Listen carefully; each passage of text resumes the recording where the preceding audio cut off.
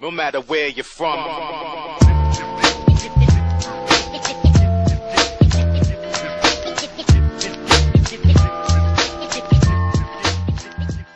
Hello gamers, welcome back to GTA Rundown by Mr. Thorthumbs. Now, in my last two videos I did with the Grand Theft Auto 3 and Vice City, and I love these two games. They are explosive, they are open world, they are just saying go do anything you want to do and I don't care less. That's the kind of game I like. Now with the third game, I remember being in 2004. Now I remember hearing rumors Rockstar is going to do another take. I said, how are they going to do this time? I mean, they did both. How are you going to do this one? And it's the pride to the title of this game. The title we all know is GTA San Andreas. So you start at CJ. Now CJ, who actually was living in San Andreas, moved to Liberty City. It's kind of where you see the opening credit. They will talk about it. So you rush back home to find out that you rush back home just to get punched in the head by Samuel L. Jackson, who played as Officer Tenpenny. Welcome home, Carl. Glad to be back. You haven't forgotten about us, have you, boy? Hell no, Officer Tenpenny. I was just wondering what took y'all so long. That I swear, when I heard that voice, I was dying. I actually had to pause again to check who the voice actor. I think Samuel L. Jackson, that guy. Holy crap! They really went. Rockstar really went out this time around.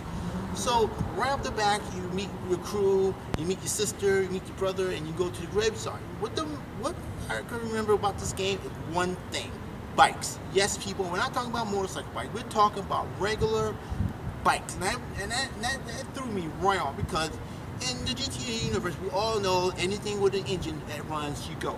But in this case, you actually running from the guys who are shooting at you on bikes. You can do a bunny hop, you can do a wheelie, and I was bugging laughing. I was like, holy shit. I was like, wow, Rockstar really went out.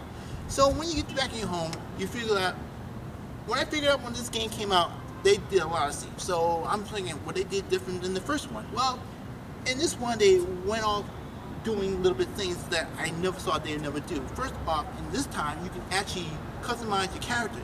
And the other two, you couldn't even, in the first one, you couldn't do nothing to your character. Second one, sure, you can change clothes, but nothing personal, nothing facial.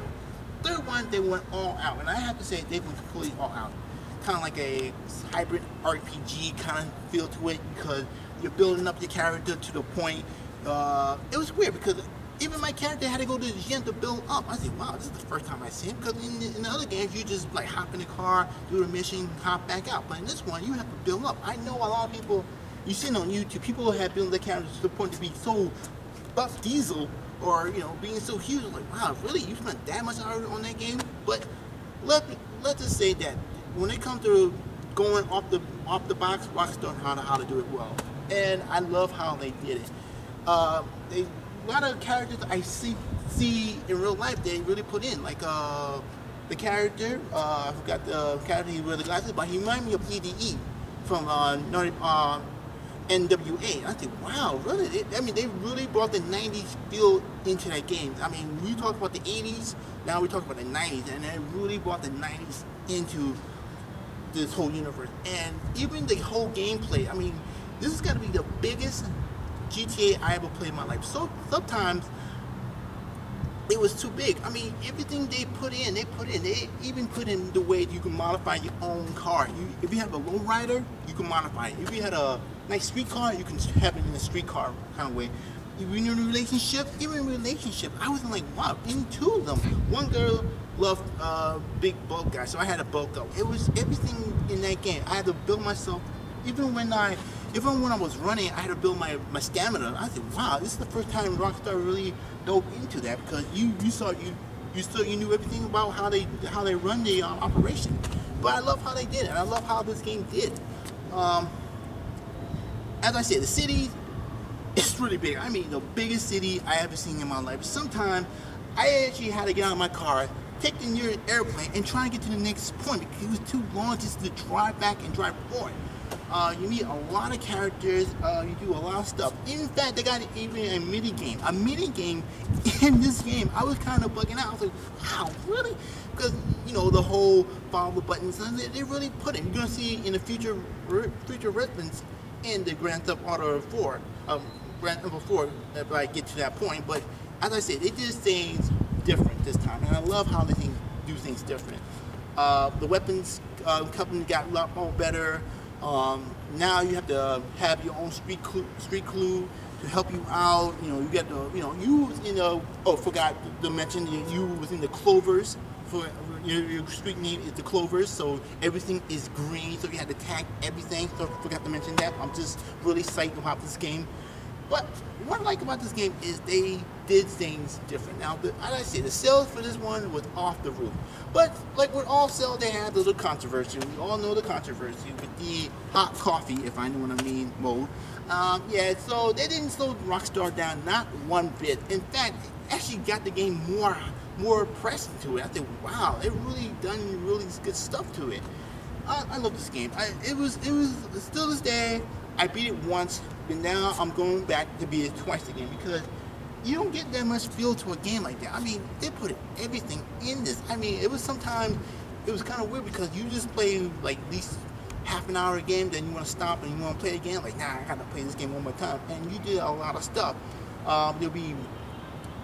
There's a whole lot of stories in this game. I mean, it was so weird to me to play it. I'm like, I'm always thinking, wow, I mean, can they do more of this? Can they do actually more? And they did. I mean, sometimes you find yourself playing the mini game in the actual game, and it was kind of weird. I have to say, this is one of them. Even the songs in the game, they brought out the '90s into it. I mean, as I said in my last video with the Vice City, in this one, the '90s, they brought it right out. They brought a lot of groups, a lot of songs I remember, like I can't mention the top of my head, but you know the songs, I know the songs. They really brought it out. They brought out the whole West vibe to it. It's like, wow, I mean, they really went all out. And I have to say it again, you can't find any games that can do that nowadays. I mean, nowadays they can do it, but back then when I was playing, you can't do it on, I mean, even for this game for alone.